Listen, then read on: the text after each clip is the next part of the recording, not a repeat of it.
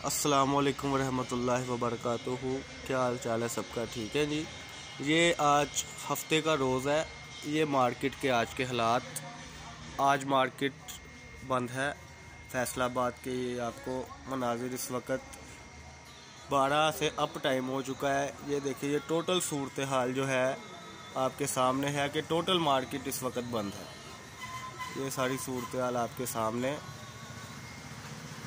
तो next Saturday भी market बंद रहेगी।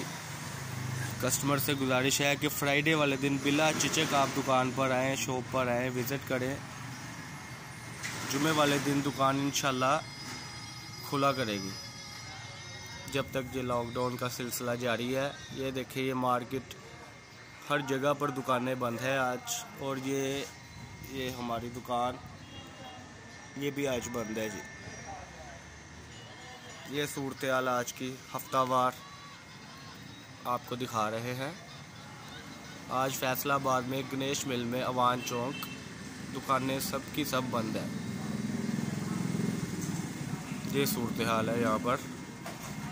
बाकी इंशाल्लाह नेक्स्ट फ्राइडे शॉप्स ओपन होगी यहाँ पर और भरपूर काम होगा इंशाल्लाह।